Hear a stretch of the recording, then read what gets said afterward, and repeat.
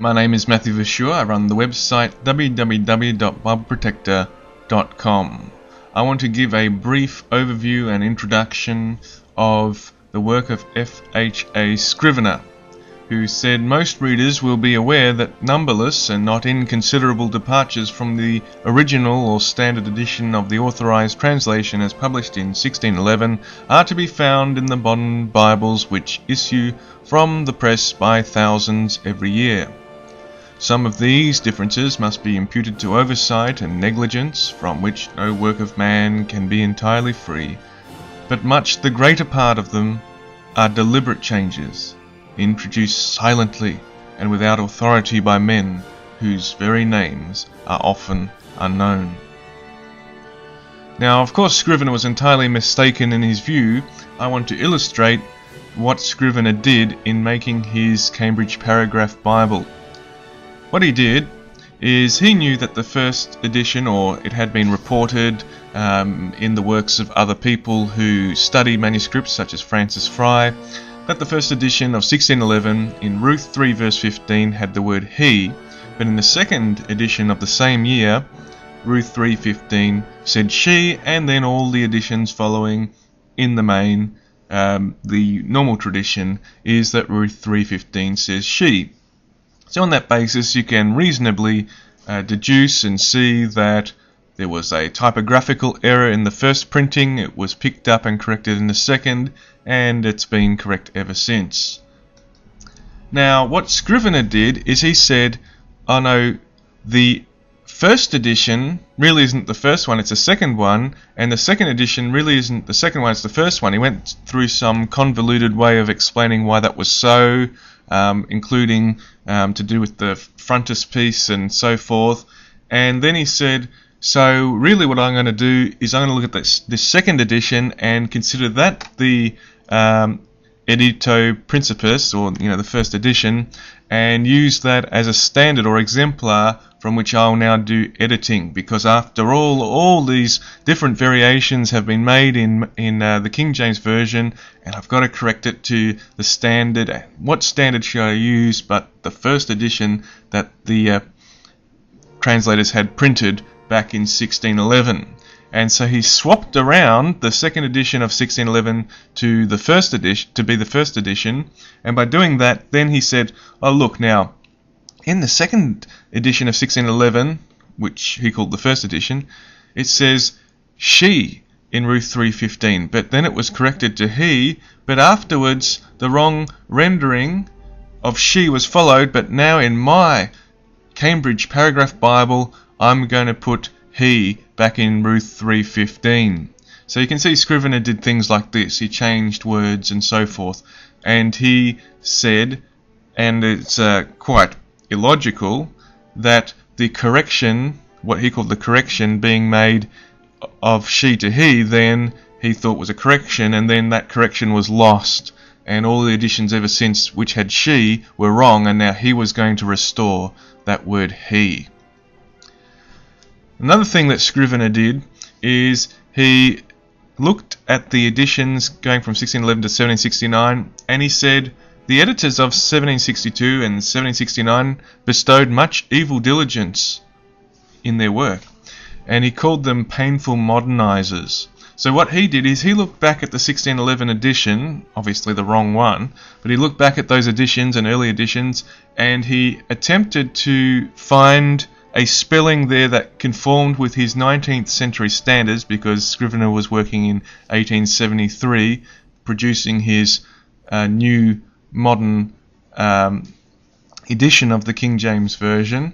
And what he did is he looked for a spelling that would match to his present standards out of all the variant spellings that might be there in 1611, because after all in 1611 the language had not been standardized yet, like what you would have seen in about 1755 and so forth, with Johnson's dictionary and everything happening in that period of time.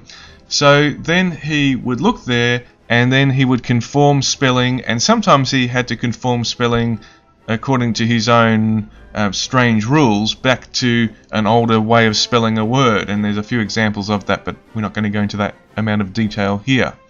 So what he did is he undid or bypassed the 1769 edition, which he somewhat rejected or slighted in some way, and attempted to do his own editing, and thought that it was more authoritative than what was in the current normal editions at his time in the 19th century. What he did as well, and this is a very dangerous thing, all King James Bible editions at Hebrews 10:23 says, they say, "Let us hold fast the profession of our faith without wavering." That's what the King James Bible says. Now he changed that word based on going to the Hebrew and Greek, and he obviously went to Hebrew here, and he changed that word faith to hope. So by doing that, he made a change to the translation. Not something that the King James Bible translators had, not something that any of the editions had through the history of the King James Bible. And so his new edition, which was called the Cambridge Paragraph Bible, now had a different word there. Also, he rejected the italics of normal King James Bible editions, and he made many changes to italics and to marginal notes, including, strangely, it seems, putting 1 John 5 verse 7 into italics. In other words, this doesn't really belong. And Dorr, who was a Bible historian, he called Scrivener's work on the italics the climax of absurdity. And that was in Scrivener's Cambridge Paragraph Bible, where all these changes were being made. So that was in 1873. Now, after that, this is what David Norton says now after the year 2000. He says, editions such as Scrivener's, identified as something new, were unusual, and their unusualness commonly indicated that they stood apart from the normal transmission of the text. And Norton also said the text needs to be revised in two basic ways. One is to undo mistaken changes, the other is to revive the work of modernization. So by this stage, this is back in 1994, Cambridge University Press wanted to update their editions, their printing, and of course Norton got the job, and he began to change the King James Bible, and he created something called the New Cambridge Paragraph Bible. And this was sort of like Scrivener's work, but it was different because, as you can see, he not only was modernizing and looking at different editions, but he did something else. He wanted to correct the King James Bible editions on the basis of going back to the 1602 Bishop's Bible, which was used by the translators, and more particularly draft copies that have survived from the period of the translators, and there's some objection to that. So there are some manuscripts available, and he looked at them, and I'm not going to go into the detail of that, but they're draft copies, either written by translators or perhaps, and this is where there's a controversy after that time, and then he looks at the 1611 edition. That's what he did in his editing process, and by doing that he made his new Cambridge Paragraph Bible. So what you could see by that process is, by going back to draft copies, not even a final copy or what was actually printed in 1611, you can see that he would be undoing in reality the actual translation work of the King James Bible translators, because he's going back before what was actually printed in 1611 and looking back in what may or may not be a draft copy of a translator or of a group of translators.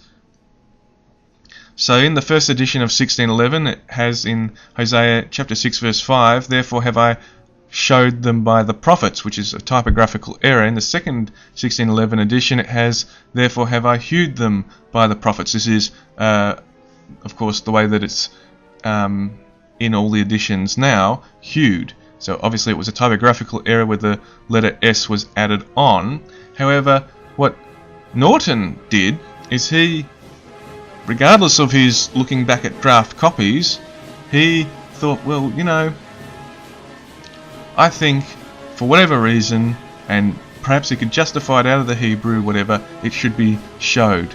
And then he didn't even have showed.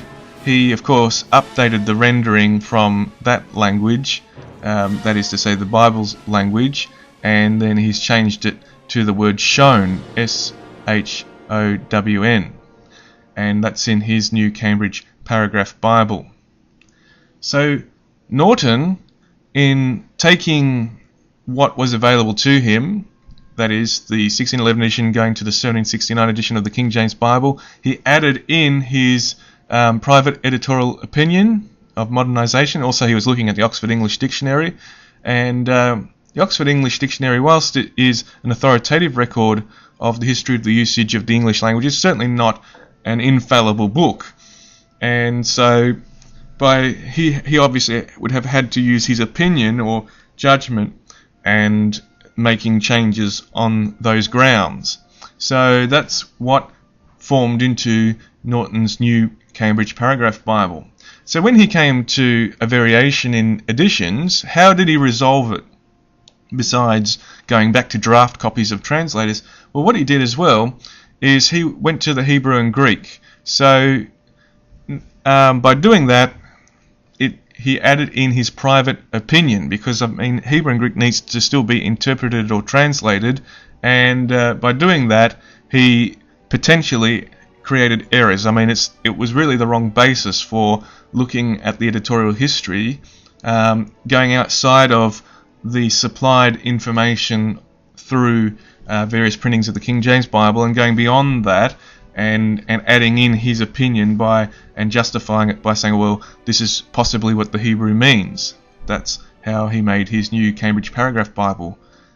So he disregarded normal King James Bible editions. He made many changes to spelling, punctuation, and italics, including getting rid of things, and modernized things to a great degree. And that means that the way you could look at it is that it seems as if he has made as many changes as possible, and changes for the sake of making changes. For more information, go to my website www.bibleprotector.com.